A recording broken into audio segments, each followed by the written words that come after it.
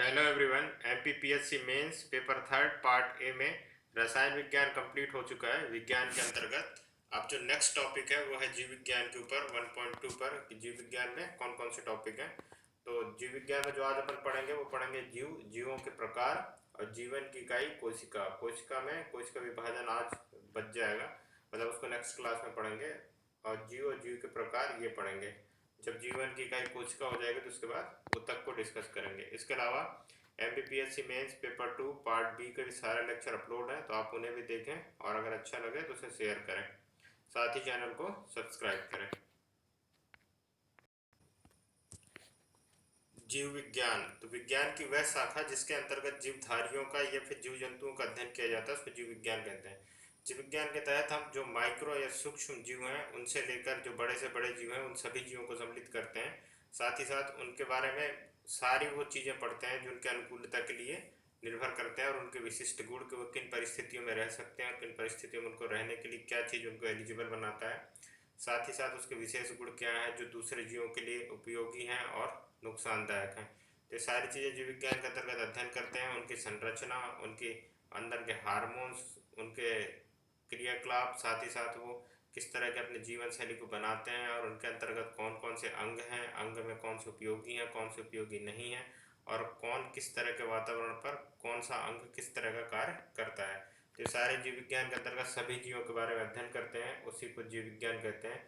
इसको पहली बार सेपरेट एक नए विषय के रूप में या सेपरेट रूप में किसी ने अध्ययन किया था तो वो थे अरस्तु, जिन्हें जीव विज्ञान के जनक या पिता कहा जाता है। साथ ही साथ ये जियोलॉजी जो जंतु विज्ञान है उसके भी पिता कहे जाते हैं।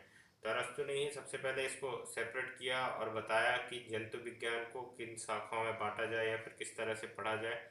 साथ ही साथ जंतुओं के अंतर्गत कौन कौन से गुण हैं, कौन कौन से उनके अंदर पे रासायनिक क्रियाएं होती हैं और वो किस तरह से कार्य करते हैं और उनकी कार्य क्षमता किस पर डिपेंड करता है, उनके अंदर कौन कौन सी कोशिकाएं हैं या फिर किस तरह से उनका बिहेवियर उनके अंदर की जो कोशिकाएं हैं उस पर निर्भर करता है और वातावरण पर किस प्रकार निर्भर करता है। तो ये सभी जीव विज्ञान के अंतर्गत अरस्तु ने सबसे पहले बताया था। तो जीव विज्ञान की वह शाखा जिसके अंतर्गत जीवधारियों का अध्ययन किया जाता है जीव विज्ञान कहा जाता है। और ये हमारे जो नेक्स्ट टॉपिक है एमपीपीएससी सिलेबस में दिया है वो है जीव एवं जीवों के प्रकार।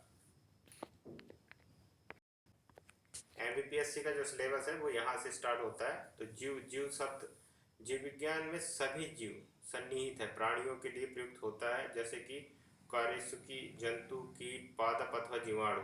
ये सारे जीव के अंतर्गत ही, वही मैंने बताया कि सूक्ष्म जीव से लेकर बड़े से बड़े जितने भी जीव हैं वो सभी जीव में जीव शब्द में शामिल है या फिर जीव विज्ञान में उनका अध्ययन किया जाता है।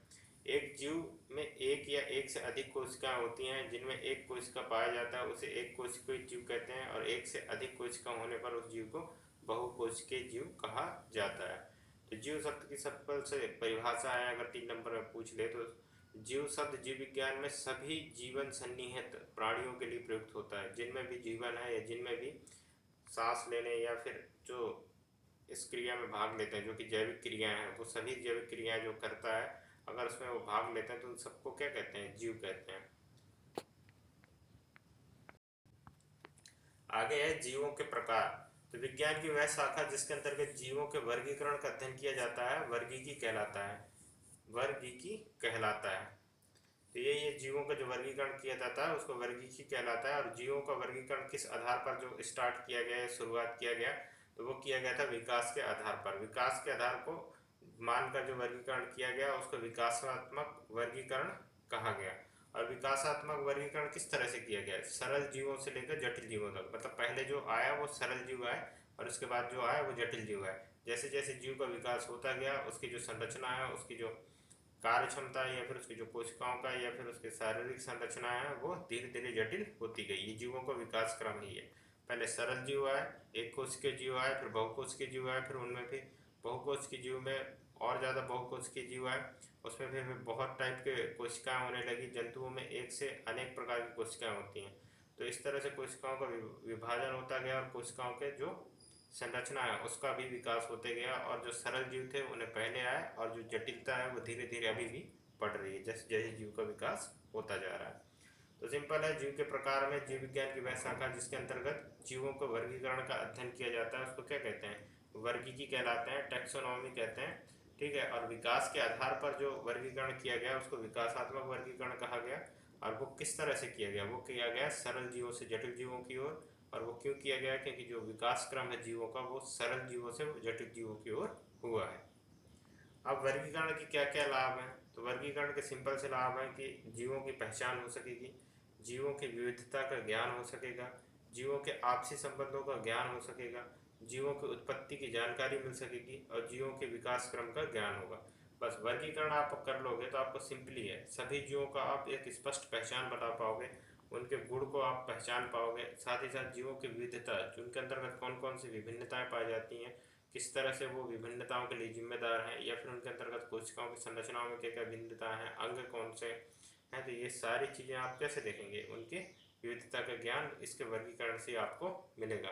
जीवों के आपसी संबंधों का भी आपको ज्ञान मिलेगा कि एक जीव दूसरे जीव से किस तरह से आश्रित है या संबंधित है, या फिर एक जीव दूसरे जीव के लिए किस प्रकार उपयोगी है, या एक जीव दूसरे जीव के लिए किस प्रकार से सहायता करता है उसके अनुकूलता के लिए और उसके जीवन के लिए। जीवों की उत्पत्ति की जानकारी, हर जीव का उत्पत्ति एक अलग अलग पीरियड और टाइम पे हुआ है और अलग अलग परिस्थितियों में हुआ है, तो सभी जीवों की उत्पत्ति के बारे में ज्ञान होगा कि उनकी पूर्वजी उत्पत्ति जो क्या था और अभी वर्तमान में वो किस दशा में है और आगे भविष्य में कैसे उन पर बदलाव आ सकते हैं। जीवों के विकास क्रम का भी ज्ञान होता है इसी से, क्योंकि उत्पत्ति का आपका ज्ञान होगा तो आप जीवों के विकास क्रम के बारे में भी जान पाएंगे कि जो सरल जीव हैं वो किस परिस्थिति में, ये कैसे उनकी विकास हुआ, साथ ही साथ वो किस तरह से आगे बढ़ते गए उनके विकास क्रम। आगे है वर्गीकरण का पिता किन्हें कहा गया? जिन्होंने पहली बार ये वर्गीकरण किया तो उन्हें कहा गया, वो थे कैरोलस लीनियस। इन्होंने ही पहली बार वर्गीकरण किया था और कौन से पुस्तक में इसकी जानकारी दी थी? तो पुस्तक का नाम है सिस्टमा नेचुरी। ये सबसे इंपॉर्टेंट है, प्री में दोनों ही पूछ लिया जाता है कि वर्गीकरण के पिता किसे कहा जाता है, तो कैलोरस लीनियस, और उनकी पुस्तक का नाम भी कई बार पूछ लिया जाता है कि सिस्टमा नेचुरी किसके द्वारा लिखा गया है, तो वो भी आपको याद होना चाहिए। सिस्टमा नेचुरी जो पुस्तक है उसमें संपूर्ण जीव जगत को कितने भागों में वर्गीकृत किया गया है? तो 2 भागों में बांटा गया है। कौन कौन से? एक है पादप जगत, दूसरा है जंतु जगत। सिंपल से जो वर्गीकरण इन्होंने किया था वो 2 भागों में बांट दिया था कि जिन पे जो मूव कर सकते हैं, चल सकते हैं, और जिनकी स्थिति मतलब शोषण करने की है, और साथ ही साथ वो मतलब जंतु जगत में आते हैं वो सभी जो जीव जिसमें भौतिक क्रियाएं या रासायनिक क्रियाएं होती हैं, साथ ही साथ वो एक जगह से दूसरी जगह जाने की स्थिति में होते हैं, उन्हें जंतु जगत में रखा गया। और पादप जगत में पेड़ पौधे और इन सभी चीज़ों को रखा गया है जो कि प्रकाश संश्लेषण में सम्मिलित होते हैं और जो खुद का भोजन बना सकते हैं। तो इस तरह से पादप जगत और जंतु जगत को दोनों को अलग अलग किया गया। और पादप जगत में क्या किया गया? इसमें पोषण, विधि, गति और कोशिका भित्ति उपस्थिति के गुणों के आधार पर पौधों को रखा गया। पादप जगत का जो वर्गीकरण किया गया उसमें किस तरह से रहा? पोषण विधि, कोशिका भित्ति की उपस्थिति के आधार पर पौधों का वर्गीकरण किया गया। दूसरा जंतु जगत, इसमें पोषण विधि, गति और कोशिका भित्ति अनुपस्थिति गुण के आधार पर जंतुओं का रखा गया। जो कोशिका भित्ति है वो जंतु कोशिका में अनुपस्थिति रहता है। इसमें सबसे इम्पोर्टेंट है इसका जो डिफरेंस है वो है पोषण विधि जो दोनों में है, और गति। इसके अलावा कोशिका भित्ति की अनुपस्थिति, इनके गुणों के आधार पर जंतुओं को रखा गया। इस वर्गीकरण की यह एक कमी रही कि इसमें सारे पादप और जंतुओं का अध्ययन केवल 2 जगतों में संभव नहीं था। बस यही एक कारण था कि सभी जंतु जगत को एक ही साथ अध्ययन नहीं किया जा सकता और सभी पादपों को भी एक साथ अध्ययन नहीं किया जा सकता। इसलिए यह वर्गीकरण को ज़्यादा दिनों तक मान्य नहीं किया गया। हालांकि अभी भी माना जाता है कि ये 2 वर्गीकरण तो स्पष्ट रूप से आप देख सकते हैं, तो इसे वर्गीकरण का पिता कहा जाता है इन्हें, और साथ ही साथ इनके वर्गीकरण का अभी भी यूज होता है। लेकिन जो आगे जाके इनको वर्गीकरण पे कई तरह के नए वर्गीकरण किए गए जो कि उनके स्थिति और उनके आकार और उनके प्रकार में भी डिफरेंस क्रिएट करते हैं। अब जो द्विजगत वर्गीकरण किया गया उसमें कमियां क्या क्या होती हैं? तो कमियां ये थी कि एक कोशिका और बहुकोशिकीय जीवों को एक साथ रखा गया, सबसे बड़ी कमी तो यही था। दूसरा था क्योंकि जंतुओं को एक साथ ही रख दिया गया ना, पादप और जंतु 2 भागों में बांटा गया, तो एक कोशिका बहुकोशिकीय को एक साथ रखा गया। प्रोकैरियोटिक और यूकैरियोटिक को भी एक साथ रखा गया। स्वपोषी और विषम पोषियों को भी एक साथ रखा गया। जंतु समूह में कुछ पादपों एवं पादप समूह में कुछ जंतुओं को रखा गया। तो ये एक इम्पॉर्टेंट डिफरेंस रहा इस पूरे द्विजगत वर्गीकरण का, और इस यही कमी की वजह से द्विजगत वर्गीकरण का मान किया गया। और जीवों का जो आधुनिक वर्गीकरण है वो सन 1969 में R.H. विटलर ने किया था। और इनका जो वर्गीकरण था वो विशिष्ट रूप से अलग अलग चीज़ों पर ही इन्होंने ध्यान दिया, जैसे कि कोशिका के आधार पर, साथ ही साथ जीवों के लक्षण के आधार पर इन्होंने ये सारे वर्गीकरण किए। जीवों के लक्षणों के आधार पर संपूर्ण जीव जगत को 5 जगतों में विभाजित किया। किसने किया गया? R.H. विटलर के द्वारा, विटकर के द्वारा 1969 में ये जो वर्गीकरण था वो उन्होंने किया। और उन्होंने कितने भागों में बांटा? 5 भागों में किया। किसके आधार पर? जीवों के लक्षण के आधार पर। तो कोशिका की जटिलता, प्रोकैरियोटिक यूकैरियोटिक, पोषण विधियाँ, जीवन शैली, जीव शरीर की संगठनात्मक जटिलता, एक कोशिका एवं बहुकोशिका, जीवों का विकासात्मक या जाति वृत्तीय संबंध, ये 5 उसके क्या थे? मानक थे, जिसके आधार पर उन्होंने संपूर्ण जीव जगत को विभाजित किया। पहला क्या था? कोशिका की जटिलता। सबसे इम्पोर्टेंट है कोशिका, क्योंकि जो मूलभूत इकाई है किसी भी जंतु की या किसी भी पादप की वो क्या है? कोशिका। ठीक है, तो कोशिका की जटिलता, यूकैरियोटिक प्रोकैरियोटिक के रूप में, पोषण की विधियाँ कि कौन पोषण विधियाँ सबकी अलग अलग हो सकती हैं। ठीक है, तो पोषण विधियों के बारे में उन्होंने एक डिफरेंस बनाया। इसके अलावा जीवन शैली कि कौन किस तरह से जीवन शैली के लिए अनुकूलित है। दूसरा जो उन्होंने आगे जो उन्होंने किया वो है जीव शरीर के संगठनात्मक, उनके जटिलता, मतलब एक कोश की, बहुकोश के साथ ही साथ उनके कोशिकांग, उनके कौन कौन से अंग हैं, इस आधार पर भी उन्होंने ये वर्गीकरण किया। इसके अलावा जो जीवों का विकासात्मक और जाति वृत्ति संबंध है, इसके आधार को भी उन्होंने माना। तो ये 5 आधार उन्होंने लिया जीवों के आधुनिक वर्गीकरण में, जो कि अभी भी माना जाता है। वर्गीकरण में जो पहला है वो है मोनेरा। ठीक है, मोनेरा में किन जीवों को रखा गया? तो सभी सूक्ष्म जीव अधिकतर प्रोकैरियोटिक और एक कोशिकीय होते हैं। ये लक्षण उन्होंने बताया कि सभी सूक्ष्म जीव अधिकतर प्रोकैरियोटिक और एक कोशिकीय होते हैं, और इनकी कोशिका में कोशिकांग नहीं पाए जाते, क्योंकि ये एक कोशिकीय होते हैं तो इनका संपूर्ण जो क्रिया होती है वो एक कोशिका के अंदर ही होता है, तो इनके अंदर कोशिकांग नहीं पाए जाते। तो जो मोनेरा इन्होंने डिफरेंस या फिर वर्गीकरण किया, मोनेरा जो इन्होंने नाम रखा, उसमें एक खासकर सूक्ष्म जीव और अधिकतर प्रोकैरियोटिक एक कोशिकीय होते हैं, और जिनमें कोशिका नहीं होते उन जीवों को इन्होंने रखा। और इनमें जैसे एग्जाम्पल हैं जीवाणु, नीली हरी शैवाल, साइनोबैक्टीरिया, आर्की बैक्टीरिया, ये सारे इसके एग्जाम्पल हैं मोनेरा के। अब जो दूसरा उन्होंने किया वो था प्रोटिस्टा। इसमें क्या किया इन्होंने? इस जगत में विविध प्रकार के एक कोशिकीय प्राय जलीय जीवों को इन्होंने शामिल किया। एक्वाटिक जो जीव थे उन्हें सम्मिलित किया गया। पादप एवं जंतु के बीच जो स्थित है, मतलब दोनों में जो बीच वो कहते हैं कनेक्टिंग लिंक माना जाता है, वो युगलीना को माना जाता है। ये इंपॉर्टेंट है, बहुत बार एग्जाम में पूछा गया प्रीलिम्स में। युगलीना जो कि पादप और जंतु के बीच में लिंक का काम करता है। अब इसके अलावा इसमें एग्जाम्पल कौन है? तो अमीबा और पैरामीशियम।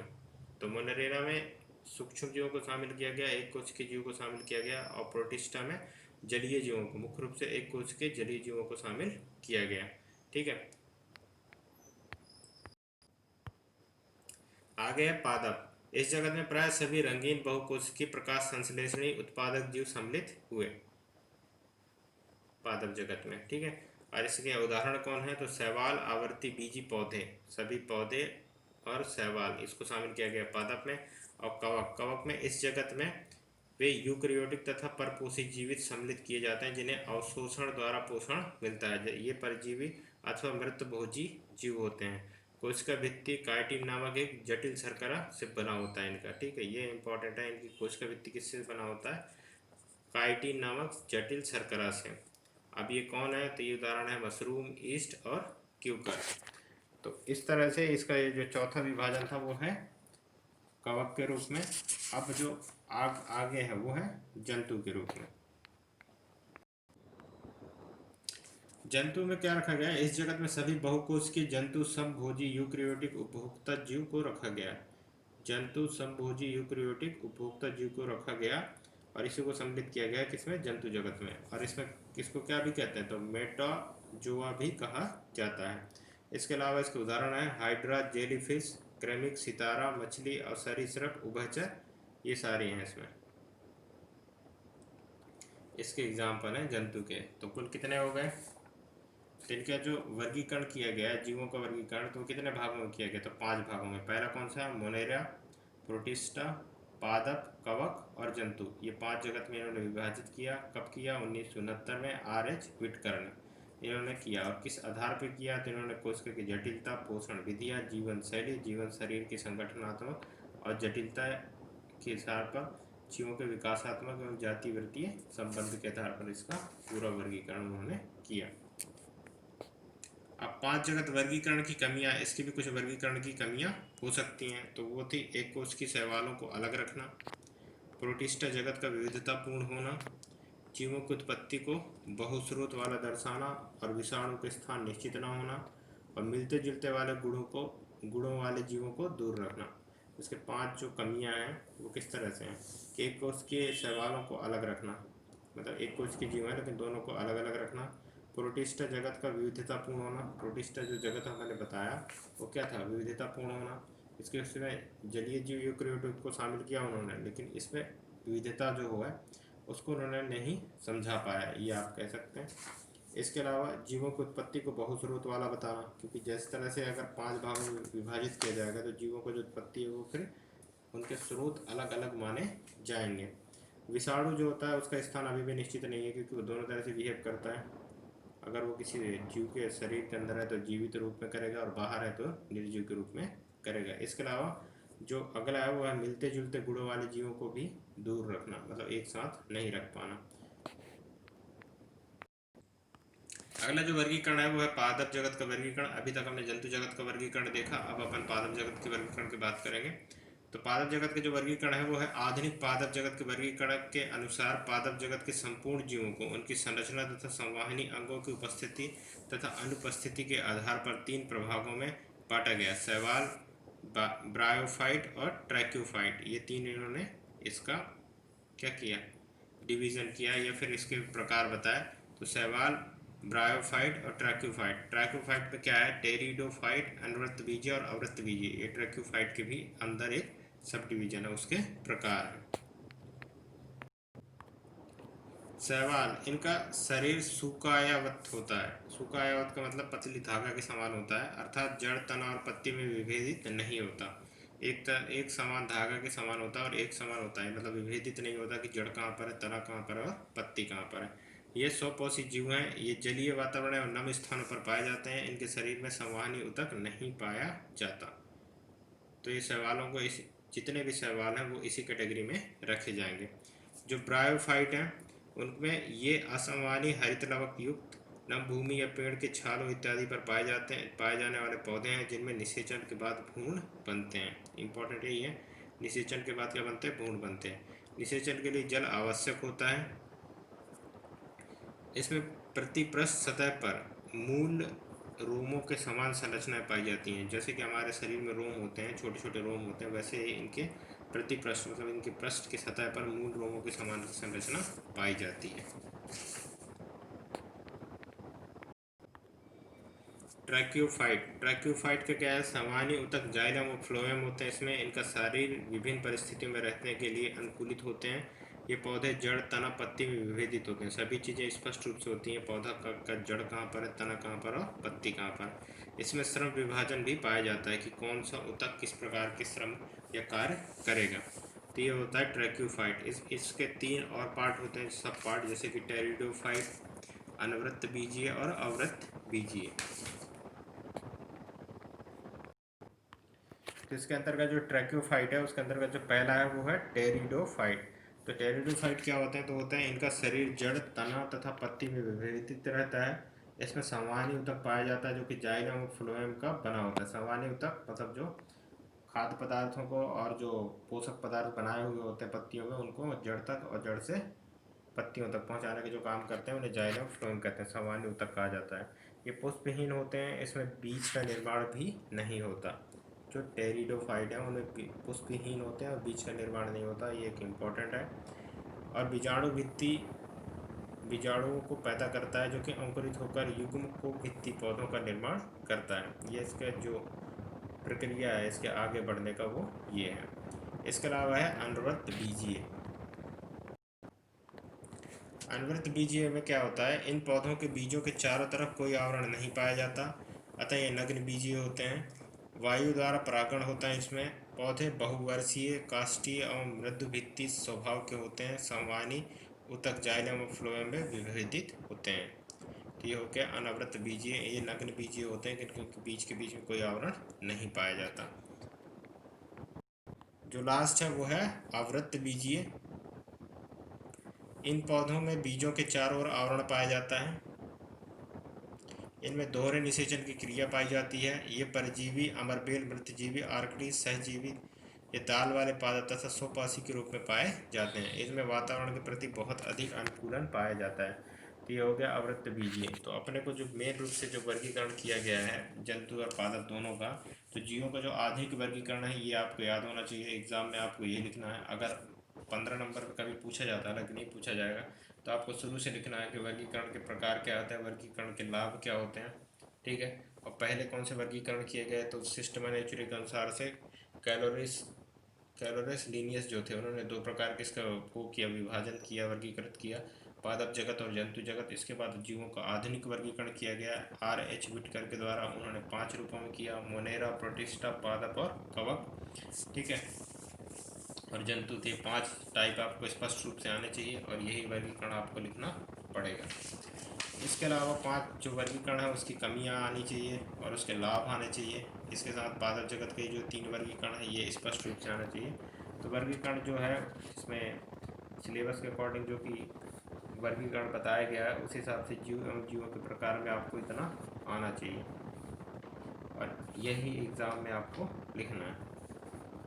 तो पादप जगत में जो वर्गीकरण है वो कौन कौन से प्रकार हैं, तो शैवाल, ब्रायोफाइट और ट्रैकोफाइट।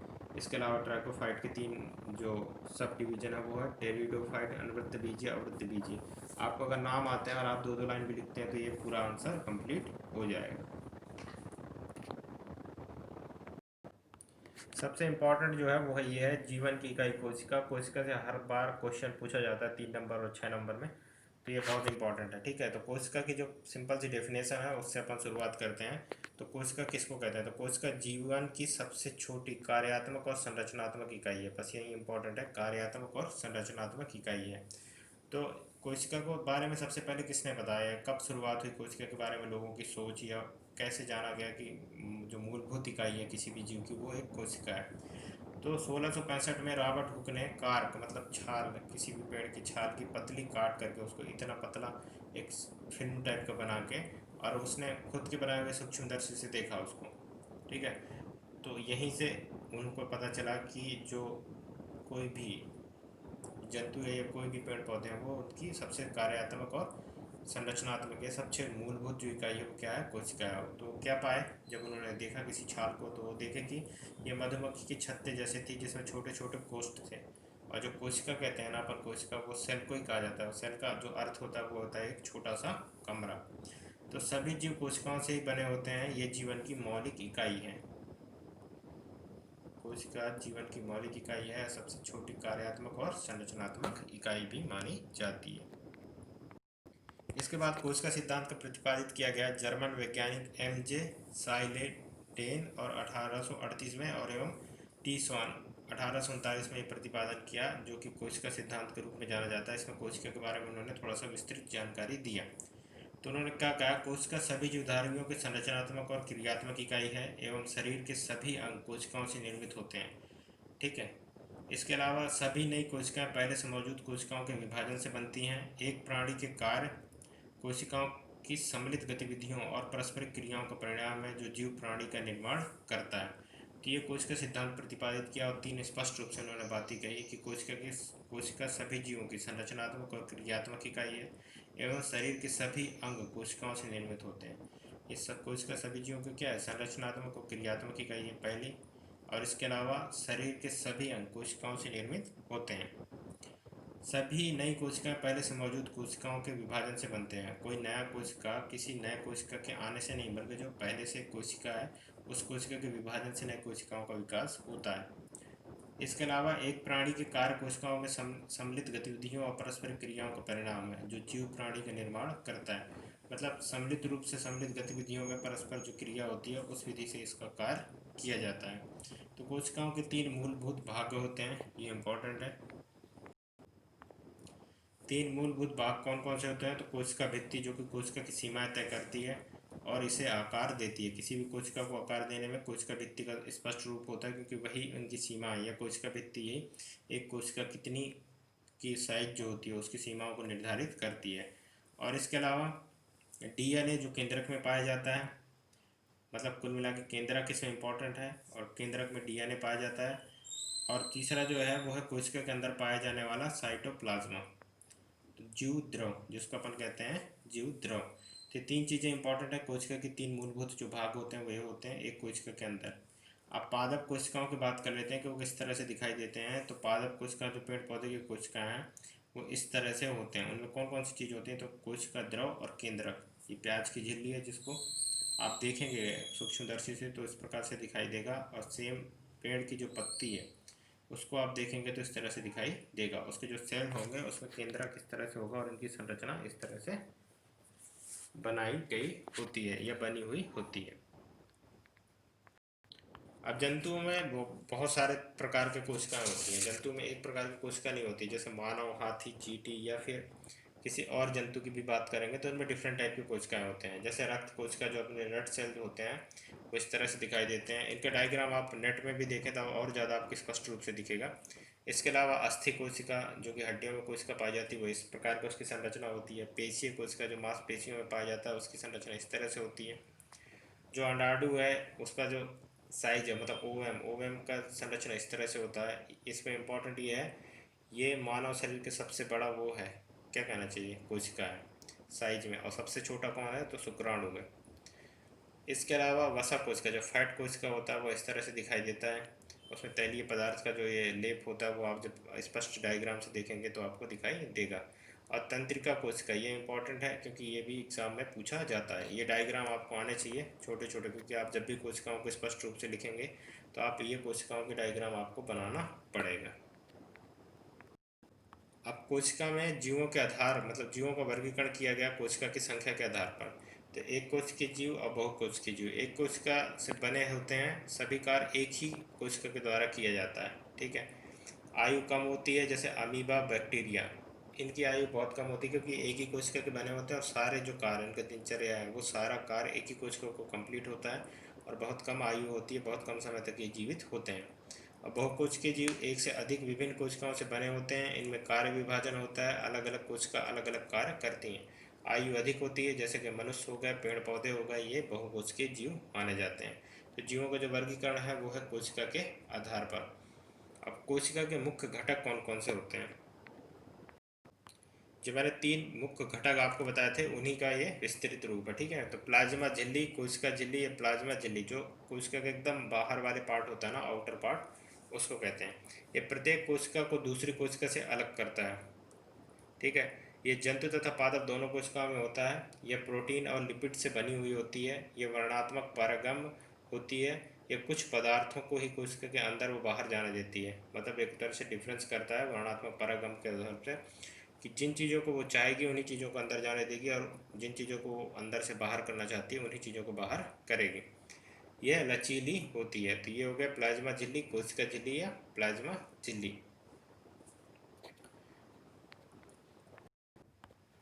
अब जो प्लाज्मा झिल्ली होता है उसमें पदार्थों का संचार, मतलब आवागमन कैसे होता है, तो दो तरह से होता है, विसरण और परासरण। विसरण में ऑक्सीजन और CO2 का होता है। इस प्रक्रिया के तहत पदार्थ की गति उच्च सांद्रता से निम्न सांद्रता की ओर होती है। O2 और CO2 विसरण प्रक्रिया द्वारा ही कोशिका झिल्ली के आर पार आती जाती हैं। तो ये आपको याद रखना पड़ेगा कि विसरण से ही ऑक्सीजन अंदर आता है, CO2 बाहर आता है, और ये उच्च सांद्रता से निम्न सांद्रता की ओर गति करते हैं। इसके अलावा परासरण, इस प्रक्रिया के तहत द्रव पदार्थ की गति उच्च सांद्रता से निम्न सांद्रता की ओर होती है, ठीक है। जल परासरण प्रक्रिया द्वारा कोशिका झिल्ली के आर पार जाता है। जो जल है वो परासरण प्रक्रिया के द्वारा झिल्ली के आर पार जाता है। तो जो एक तरह से संचार हुआ प्लाज्मा झिल्ली या कोशिका झिल्ली में, वो विसरण और परासरण के द्वारा हुआ, और संचार मतलब आवागमन जो हुआ पदार्थों का वो इस तरह से हुआ। आगे जो नेक्स्ट पार्ट है कोशिका की वो है कोशिका भित्ति, ठीक है। ये पादप कोशिका की सबसे बाहरी झिल्ली होती है। ये जंतु कोशिकाओं में नहीं होता, यही पूछ लिया जाता है कोशिका भित्ति जंतुओं में होती है कि नहीं होती। तो ये आपको इंपॉर्टेंट है, ये याद रखना है। ये सख्त मोटी सारंध्र मृत संरचना होती है। आप पेड़ की छाल के ऊपर जो देखेंगे, जो सबसे ऊपर पेड़ की छाल में जो ब्लैक ब्लैक ब्लैक छाल पड़ा होता है, या फिर वो छाल जो उखड़ रहा होता है, गिर रहा होता है, वही छाल होती है ये कोशिका भित्ति के रूप में। ठीक है, ये मृत होती है, मोटी होती है, बहुत मोटी होती है, मृत होती है, इसकी संरचना होती है। ठीक है, ये किससे बनी होती है? तो सेलुलोज से। तो ये भी आपको आना चाहिए प्री के लिए कि सेलुलोज से बनी होती है। दो कोशिका भित्तियों के मध्य, दो कोशिका भित्तियों के बीच मध्य भित्ति या मध्य चित्ती होती है। जब दो कोशिकाओं को आप इस डायग्राम के स्पष्ट रूप से देखेंगे तो दोनों के बीच में जो एक स्पष्ट रूप से एक पदार्थ होगा उसको ही मध्य चित्ती कहते हैं। अगला जो कोशिका का घटक है वो है केंद्रक। केंद्रक एकदम सेंटर पे होता है, ये कोशिका की सभी क्रियाओं को नियंत्रित करता है। ठीक है, क्योंकि केंद्रक में डीएनए भी पाया जाता है। यूकैरियोटिक कोशिकाओं में स्पष्ट केंद्रक होता है, लेकिन प्रोकैरियोटिक जो एक कोशिकीय होते हैं एक तरह से, उन पे स्पष्ट अस्पष्ट केंद्रक होता है। इसके चारों ओर दोहरी केंद्रक झिल्ली यूकरी और उच्च केंद्रक द्रव होता है।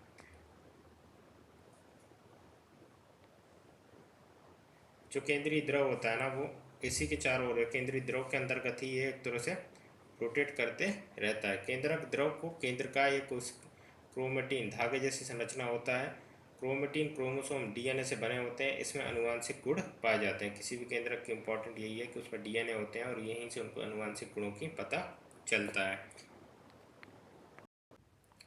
आगे है कोशिका के प्रकार। तो ये सबसे इंपॉर्टेंट प्रकार है प्रोकैरियोटिक कोशिकाएं और यूकैरियोटिक कोशिकाएं। ये कोशिकाएं आकार में बहुत छोटी होती हैं। कोशिका का केंद्रीय भाग न्यूक्लियस झिल्ली से नहीं ढका होता, अर्थात केंद्रक अनुपस्थित होता है। प्रोकैरियोटिक कोशिकाओं में केंद्रक नहीं पाया जाता, जैसे कि बैक्टीरिया।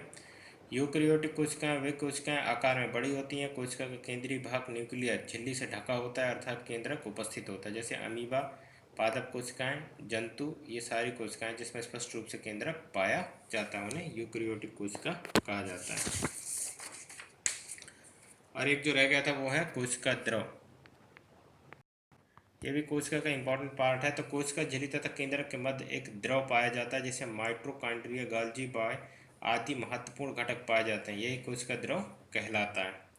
जो सारे एक तरह से प्रोटीन होता है, तो कोशिका झिल्ली तथा केंद्रक के मध्य एक द्रव पाया जाता है, या फिर द्रव रूप में एक प्रोटीन पाया जाता है, जो ही कोशिका द्रव कहलाता है। जो कि माइटोकॉन्ड्रिया, गोल्जी का जितने भी महत्वपूर्ण चीज़ें हैं वो इसी द्रव में रोटेट या तैरते हुए रहते हैं। अब कोशिकांग, कोशिका में कौन कौन से अंग होते हैं? यहीं से क्वेश्चन बहुत बार पूछा गया है कि कोशिका के अंग जो हैं वो कौन कौन से, जिसमें डायरेक्ट अंगों के बारे में पूछा जाता है। या कोशिका के अंग होते हैं जो कोशिका के लिए विभिन्न कार्य करते हैं, क्योंकि कोशिका के अंदर भी बहुत सारे कार्य होते हैं, जो कि वो छोटे छोटे जो कार्य होते हैं वो छोटे छोटे जो उसके अंग होते हैं कोशिका के, उस पर विभाजित किए जाते हैं। जैसे कि अंतद्रवी जालिका, गोल्जी उपकरण, लाइसोसोम, माइटोकॉन्ड्रिया, प्लास्टिड और रसधानियाँ, ये सारे कोशिका के अंग होते हैं। तो इन्हीं के आधार पर कोशिका कार्य करता है। ये डायग्राम आपको आना चाहिए पादप कोशिका का, बड़े ही सिंपल आप बनाओ। पादप कोशिका किस तरह से डायग्राम होता है, इसमें केंद्र किस तरह से होता है, और ये केंद्रीय झिल्ली होती है जो बाहर बनी होती है। इसके लाइसोसोम ये डॉट की तरह दिखते हैं। प्लास्टिड जो होते हैं हरित लवक, उस तरह से होते हैं। इसके अलावा गोल्जी उपकरण, प्लाज्मा झिल्ली, कोशिका भित्ति जो बाहर वाला पार्ट है, माइटोकॉन्ड्रिया, रसधानियाँ, इसके अलावा चिकनी अंतद्रवी जालिका और खुरदरी अंध्र प्रतिरूप की जालिका। तो ये सारे संरचनाएं आपको आनी चाहिए और ये आपको बनाते आना चाहिए। किसका है ये? तो ये है पादप कोशिका की संरचना। पादप कोशिका की संरचना इस तरह से होती है। इसके अलावा आप बात करते हैं जंतु कोशिका की। जंतु कोशिका की संरचना इस तरह से होती है, जिसमें दो तरह से होते हैं, खुरदरी अंतद्रवी जालिका, चिकनी अंतद्रवी जालिका, लाइसोसोम, प्लाज्मा झिल्ली, गोल्जी उपकरण, केंद्रक, केंद्रीय झिल्ली और माइटोकॉन्ड्रिया। तो ये आपको सारा जंतु कोशिका और पादप कोशिका की जो कोशिका संरचना है ये आनी चाहिए, क्योंकि ये डायरेक्ट क्वेश्चन पूछता है, तो आपको डायग्राम बनाना पड़ेगा एग्जाम पे। भी अब भाग हैं, जितने भी भाग हैं उनके बारे में थोड़ा थोड़ा पढ़ लेते हैं कि वो क्या कार्य करते हैं और किस तरह की उनकी संरचना होती है। तो अंतद्रवी जालिका एंडोप्लाज्म रेटिकुलम जो होता है वो क्या होता है? ये झिल्ली युक्त नलिकाओं तथा सीट का विशाल तंत्र होता है। झिल्ली युक्त नलिका और सीट का विशाल तंत्र होता है। अंतद्रवी जो जालिका होती है वो दो तरह की होती हैं। कौन कौन सी? तो एक चिकनी की, दूसरी खुरदरी। मैंने दोनों ही डायग्राम में आपको दिखाए हैं। तो चिकनी है ये झिल्ली ये झिल्ली व नलिकाओं से बनी होती है। ये लिपिड बनाने में मदद करता है, मतलब लिपिड बनाने मतलब फैट बनाने में मदद करती हैं। और इसमें राइसोसोम कम होते हैं। जो खुरदुरी होता है वो प्रोटीन का निर्माण करता है। जो खुरदुरी होते हैं इसमें सिस्टनी व नलिकाओं से बनी होती है। ये प्रोटीन संश्लेषण में सहायता करती हैं और इसमें राइसोसोम अधिक होते हैं। जो चिकनी होती है वो फैट बना लिपिड बनाने में काम करता है, और उसमें क्या है, राइसोसोम कम होते हैं और इसमें राइसोसोम अधिक होते हैं। कार्य क्या होता है इसका एंडोप्लाज्मिक रेटिकुलम या अंतद्रव्यी जालिका का? ये कोशिका द्रव तथा केंद्रक के बीच परिवहन का कार्य करता है। यही पूछा जाता है कि परिवहन किसके द्वारा किया जाता है। ये जैव रासायनिक क्रियाओं के लिए स्थान उपलब्ध कराती है। यह वसा, स्टेरॉयड, कोलेस्ट्रॉल के पाचन में मदद करता है। ये कोशिका में विष तथा दवा को खत्म करने में मदद करते हैं। कुछ प्रोटीन और लिपिड कोश से कोशिका कुछ प्रोटीन और लिपिड से कोशिका झिल्ली का निर्माण किया जाता है। इस निर्माण प्रक्रिया को बायोजिनाइजिस कहा जाता है। तो ये भी इम्पोर्टेंट है, एक तरह से फैक्ट है कि कुछ प्रोटीन और लिपिड से जो कोशिका झिल्ली का निर्माण किया जाता है उसे बायोजिनाइसिस कहा जाता है। इसके अलावा जो आगे है वो है गोल्जी उपकरण। गोल्जी उपकरण का इस तरह से डायग्राम होता है और इस तरह से दिखाई देता है। गोल्जी बॉडी इसको कहते हैं क्योंकि गोल्जी नाम के साइंटिस्ट ने इसकी खोज की थी, इसलिए इसका नाम गोल्जी उपकरण या गोल्जी बॉडी रखा गया। ये पतली झिल्ली युक्त पुट्टिकाओं का समूह होता है। पुट्टिकाओं मतलब एक दूसरे से जो बंधी हुई होती हैं का समूह है। पुट्टिकाएं एक दूसरे के ऊपर समांतर होती हैं जिसे कुंडिका कहते हैं। कार्य क्या है, तो एंडोप्लाज्मिक रेटिकुलम जो होते हैं में संश्लेषित पदार्थ को यह पैक करता है और लाइसोसोम का निर्माण करता है। यह पदार्थों को पुट्टिकाओं में संचित तथा रूपांतरित करता है। ये भी इसका कार्य है। अगला जो है वो है लाइसोसोम, आत्मघाती थैली। ये भी कोशिका का अंग है, महत्वपूर्ण अंग है। इसके कार्य क्या है, तो गोल्जी उपकरण द्वारा निर्माण होता है। कौन, लाइसोसोम। इसमें बहुत शक्तिशाली पाचनकारी एंजाइम्स होते हैं, यही इंपॉर्टेंट है, इसी कारण इसको आत्मघाती थैली कहते हैं, क्योंकि इसमें बहुत शक्तिशाली पाचनकारी एंजाइम होते हैं जो सबको पचे कर देते हैं। कार्य क्या है, ये कोशिका को साफ करते हैं। ये कोशिका अंग के टूटे फूटे भागों को क्या करते हैं, पाचित करते हैं। कोशिका को नुकसान पहुंचाने वाले पदार्थों का भी पाचन करते हैं। तो लाइसोसोम का कार्य बहुत इंपॉर्टेंट है और लाइसोसोम भी इंपॉर्टेंट है। अगला जो है माइटोकॉन्ड्रिया, पिछली बार एग्जाम पे यही पूछा गया था माइटोकॉन्ड्रिया, तो आपको इसको पूरी लिखना आना चाहिए। माइटोकॉन्ड्रिया का जो संरचना है वो इस तरह से होता है। बाहरी झिल्ली इस तरह से होता है, अंदर एक डीएनए इस तरह से पाया जाता है, डीएनए आरएनए भीतरी झिल्ली में, और राइबोसोम उसमें डॉट डॉट के रूप में दिखाई पड़ते हैं। इसको कोशिका का पावर हाउस, बिजली घर भी कहते हैं। ये केवल यूकेरियोटिक कोशिका में ही उपस्थित होते हैं। ये दोहरी झिल्ली से बना होता है। बाहरी झिल्ली छिद्रित होती है और भीतरी झिल्ली वलित होता है। तो दोनों इंपॉर्टेंट है दोनों झिल्लियों के बारे में कि दो झिल्ली होते हैं, बाहरी और भीतरी। इसके अलावा ये यूकेरियोटिक में ही होता है, प्रोकैरियोटिक में नहीं पाया जाता है। इसकी संरचना इस तरह से होती है, तो डायग्राम भी आपको आना चाहिए। अब इसके कार्य क्या हैं माइटोकॉन्ड्रिया के, तो इसके कार्य हैं, इसका मुख्य कार्य है ऊर्जा को एटीपी में, एडेनोसाइन ट्राइफॉस्फेट में बदलना के रूप में जमा करना कुल मिला के। और इसके अलावा माइटोकॉन्ड्रिया का अपना डीएनए और राइसोसोम होते हैं। तो ये इसके कार्य हैं और इसी की वजह से ये बहुत ज़्यादा इम्पोर्टेंट है किसी भी कोशिका के लिए, क्योंकि ये ऊर्जा को संचित करता है। ऊर्जा संचय की वजह से ही सारी कोशिका कार्य कर पाती है और व्यक्ति भी कार्य कर पाता है। ये जो भी जंतु ये जीव है उसकी कार्य करने की क्षमता ही नहीं ऊर्जाओं पर निर्भर करता है। अगला जो है वो है प्लास्टिड। ये केवल पादप को लवक कहते हैं इसको, ये केवल पादप कोशिकाओं में होते हैं। इनका अपना डीएनए और राइसोसोम होता है। प्लास्टिड तीन प्रकार के होते हैं, ल्यूकोप्लास्ट, क्रोमोप्लास्ट और क्लोरोप्लास्ट। तो ल्यूकोप्लास्ट क्या होता है, ये सफ़ेद रंग के होते हैं और ज़मीन के नीचे वाली कोशिकाओं में पाए जाते हैं। जो कि जड़ आप खोलोगे ना तो वो सफ़ेद जो दिखाई देता है वो ल्यूकोप्लास्ट है। क्रोमोप्लास्ट ये लाल और भूरे रंग के होते हैं, ये तने वाले कोशिकाओं में पाए जाते हैं। जब पत्तियां शुरू में निकलती हैं तब भी उसमें क्रोमोप्लास्ट देखने को मिलता है, और तने वाले सेक्शन में आप कभी भी देख सकते हैं। क्लोरोप्लास्ट ये पत्तियों में होता है, हरे रंग के होते हैं, ये ऊपरी कोशिकाओं में पाए जाते हैं। तो यह है लवक, तीन प्रकार के होते हैं, ल्यूकोप्लास्ट, क्रोमोप्लास्ट और क्लोरोप्लास्ट। इनके कार्य है क्रोमोप्लास्ट और क्लोरोप्लास्ट। ये सूर्य तथा CO2 की उपस्थिति में प्रकाश संश्लेषण प्रक्रिया से भोजन का निर्माण करता है।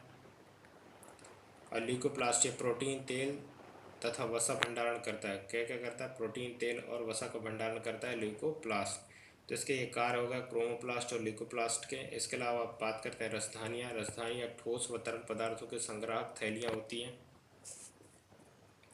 इनका आकार पादप कोशिकाओं से बड़ा और जंतु कोशिकाओं में छोटा होता है। रसधानियों का जो आकार है वो पादप कोशिका में क्या होता है, बड़ा होता है, जंतु कोशिका में क्या होता है, छोटा होता है।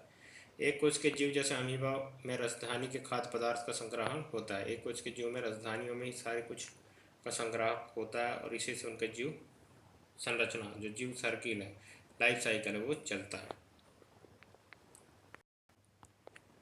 तो ये किसके कार्य क्या है, तो ये विभिन्न पदार्थों के संग्रह का कार्य करती है, जैसे अमीनो अम्ल, शर्करा, कार्बनिक अम्ल और प्रोटीन। कौन, रसधानी, ये सभी चीज़ों का संग्राहक के रूप में कार्य करता है। कोशिका को कठोरता प्रदान करता है। इसके अलावा अतिरिक्त जल तथा अपशिष्ट पदार्थों को कोशिका से बाहर निकालने का कार्य भी करता है। अतिरिक्त जल, एक्स्ट्रा जो जल है, तथा अपशिष्ट पदार्थों को कोशिका से बाहर निकालने का कार्य करता है। अब राइबोसोम ये क्या होता है, तो ये होता है, यह सूक्ष्म कण होता है जो अमीनो अम्ल से प्रोटीन संश्लेषण करता है। सभी तरह के प्रोटीन का निर्माण राइबोसोम के द्वारा किया जाता है। तो प्रोटीन निर्माण में कौन सा इंपॉर्टेंट है, राइबोसोम। तो ये आपको आने चाहिए और इम्पॉर्टेंट है। ये कहाँ पाया जाता है, तो ये पाया जाता है अंतर्द्रव्य जालिका के सतह पर, माइटोकॉन्ड्रिया के तथा क्लोरोप्लास्ट के स्थान पर पाए जाते हैं। इतने स्थानों के ऊपर राइबोसोम पाए जाते हैं और ये प्रोटीन का संश्लेषण इनका प्रमुख कार्य है। तो कोशिका बहुत इंपॉर्टेंट है। पूरे जो ये पूरा सेक्शन है बायोलॉजी में, इसमें कोशिका से ही क्वेश्चन पूछे जाते हैं, ऊतक कोशिका से। ऊतक जो अपना रहेगा वो नेक्स्ट क्लास में होगा। तो पूरा का पूरा जो क्वेश्चन है वो उसी में। इसके अलावा जो जीव विज्ञान का वर्गीकरण है उसको वर्गीकी कहलाता है। तो वो पूरा वर्गीकी आपको आना चाहिए कि वर्गीकरण के लाभ क्या हैं, कितने प्रकार से। तो पहले तो 2 प्रकार से किया गया, किसके द्वारा, तो लिनियस के द्वारा। कौन सी पुस्तक में, तो सिस्टमा नेचुरे में किया गया, ठीक है।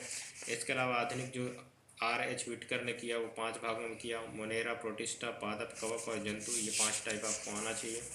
पादप का जो वर्गीकरण है वो है शैवाल, बायोफाइट और ट्राइकोफाइट। ट्राइकोफाइट में ट्रेडियोफाइट, अनवृत्तबीजीय, अवृत्तबीजीय, ये भी आपको आना चाहिए और इनका क्या क्या टाइप है और क्या क्या कार्य हैं। इसके अलावा कोशिका, ये यहाँ से सबसे ज़्यादा क्वेश्चन आते हैं। तो कोशिका का सिद्धांत आपको आना चाहिए। कोशिका की परिभाषा 3 नंबर में पूछ सकता है। सबसे पहले किसने देखा था, तो रॉबर्ट हुक ने। इसके अलावा कोशिका सिद्धांत किसने दिया, तो साइलनेट और स्वान ने, टी स्वान ने, ये 2 लोगों ने दिया। उन्होंने 3 प्रकार के बातें बताई। कोशिकाओं के 3 मूलभूत भाग होते हैं, इसके बारे में आपको आना चाहिए। कोशिका भित्ति, केंद्रक और साइटोप्लाज्मा, कोशिका द्रव। जंतु कोशिका, पादप कोशिका किस किस प्रकार से दिखते हैं, तो ये आपकी संरचना आनी चाहिए। जीवों का वर्गीकरण किसके आधार पर, कोशिका के आधार पर आना चाहिए। तो एक कोशिकीय, बहुकोशिकीय।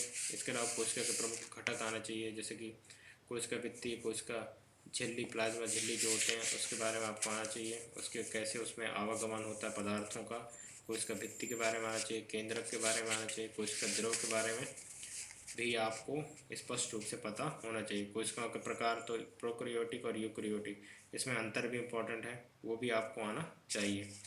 तो आगे अपन ये पढ़ेंगे अलग ही। इसके अलावा कोशिका अंगक से ही क्वेश्चन बनता है। तो पहले तो पादप कोशिका और जंतु कोशिका दोनों को डायग्राम आना चाहिए स्पष्ट रूप से, और इसी के तहत आपको सारी ये चीज़ें आनी चाहिए। जंतु कोशिका जैसे अंतद्रव्य जालिका, एंडोप्लाज्मिक रेटिकुलम, इसी को कहते हैं गोल्जी उपकरण, लाइसोसोम, माइटोकॉन्ड्रिया। इसके अलावा प्लास्टिड जो लवक हैं, जो पेड़ पौधे में पाए जाते हैं, वो रसधानियाँ और राइबोसोम। इतना चीज़ आपको आना चाहिए और यहीं से क्वेश्चन पूछे जाते हैं सबसे ज़्यादा। तो थैंक यू वेरी मच। अगर लेक्चर अच्छा लगा हो तो इसको ज़रूर शेयर करें और टेलीग्राम में आप जुड़ सकते हैं @MPPSC_KRM, ये आप देखेंगे तो आपको मिल जाएगा। इसके अलावा सब्सक्राइब कर सकते हैं यूट्यूब पे MPPSC KRM चैनल को। Thank you very much.